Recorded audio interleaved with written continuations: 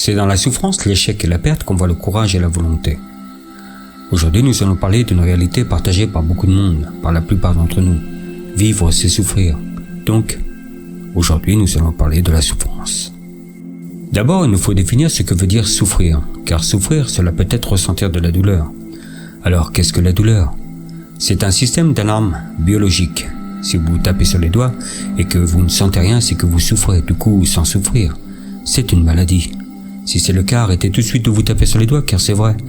Vous ne sentez rien, mais vos doigts, il n'y en a plus. La souffrance vient du latin sufferire, du latin classique suffer, supporter, endurer, de ferro, porter.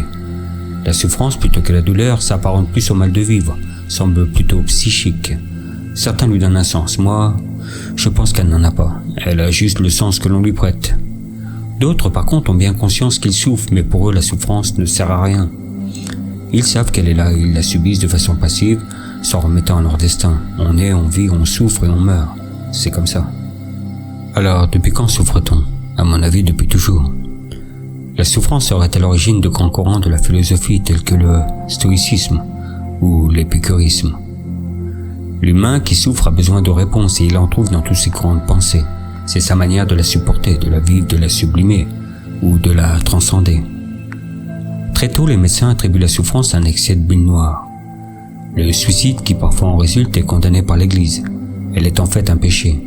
C'est la preuve pour elle d'un manque de foi et de confiance dans la promesse salvatrice du Christ.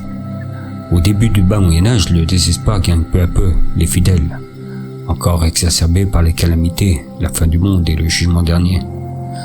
À la Renaissance, le mal de vivre retrouve des couleurs et les sources de réflexion. Il stimule la création, puis c'est le mélancolisme qui devient, à la fin du XVe jusqu'au début du XVIIe siècle, une mode. On la peint et on la chante, on cherche à la comprendre, à savoir qui elle est. Mais tout cela retombe et revient très vite à la raison et à la vanité. Le siècle des Lumières n'arrange rien. Les hommes ont toujours le mal de vivre, une inquiétude, une frustration devant un bonheur qui reste inaccessible.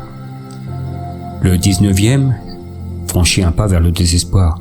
Le romantisme exprime ses états d'âme, c'est un mal profond qui rend séduisante la tentation du néant.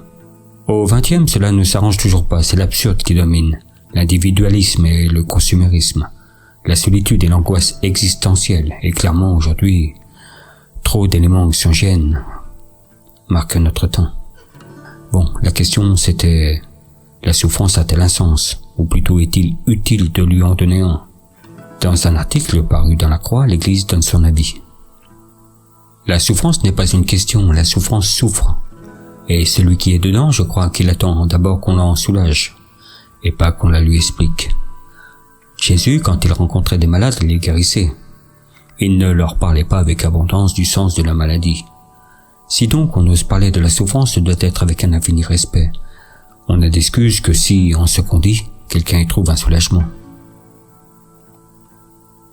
En fait, je suis assez d'accord avec cela. Après tout, si l'on doit chercher une cause à la souffrance de quelqu'un, pourquoi pas, à condition que cela soit utile au soulagement de la personne. Beaucoup de gens aiment avoir des réponses à leur mal-être ici-bas, et se persuadent à tort ou à raison que l'explication trouvée leur servira dans l'au-delà. D'autres encore s'en serviront pour ne pas refaire les mêmes erreurs dans d'autres vies. Ici, il faut comprendre lors d'une prochaine réincarnation. Ainsi, c'est un espoir de continuité et de renouveau. L'être humain, cycle après cycle, peut améliorer sa condition. En fait, le sens de la souffrance est à chercher en chacun de nous. Si la douleur est bien souvent identifiable rapidement, la souffrance, elle, ne l'est pas, car les causes sont multiples et propres à chacun. Dans un autre article que je vous recommande, Une éthique du sens, je vous mettrai le lien en description, il est écrit: nous sommes là dans une question globale sur le sens de la souffrance, dans l'existence de tous, montrant que chercher du sens à la souffrance est, en grande partie, absurde. La souffrance n'a aucun sens, mais loin de déprécier la vie, elle lui donne précisément tout son sens. Une réflexion sur la souffrance ne fera donc jamais l'économie de son action. Bon d'accord, alors comment faire? C'est un mystère. Nous sommes une génération qui n'a jamais eu un niveau aussi élevé de matérialisme et pourtant on souffre. Il appartient juste à chacun de gérer son intériorité, malgré tout ce qui se passe à l'extérieur. Tout ce qui se passe en nous est de notre responsabilité. Pour les auteurs contemporains, la souffrance est inévitable, mais elle peut être choisie. La douleur et la contrainte, c'est ce qui donne tout son sens à la vie, qui est faite de problèmes. Mais ce sont les nôtres, à nous de les prendre à bras-le-corps, à nous de les aimer, à nous de les résoudre, à nous de nous engager d'être responsables, d'être stimulés. On peut aussi choisir ces problèmes en décidant d'être ici ou là, de faire ceci ou cela. À chaque fois, les problèmes seront là. Si l'on vit une vie choisie qui en définitive nous épanouit, alors nous en serons satisfaits. Choisir de ne rien faire, d'éviter toute difficulté et de vivre sans accomplissement nous fera bien plus souffrir et, à mon sens, de façon bien pire. Conclusion. S'il y a un sens à la souffrance, c'est de vivre en affrontant la vie. Vivre sans souffrance serait tellement ennuyant, non? En souffrant la vie, je suis capable de libérer le plaisir de celle-ci. Voilà le message philosophique de ce début de siècle. Ne pas instrumentaliser la souffrance, ne pas en faire une finalité, mais la considérer comme un moyen de libérer la vie, d'y prendre plaisir. Et je finirai là-dessus. Atteindre la satisfaction intérieure est en vérité ce que nous pouvons espérer de plus grand. Je vous dis à bientôt les amis, prenez soin de vous.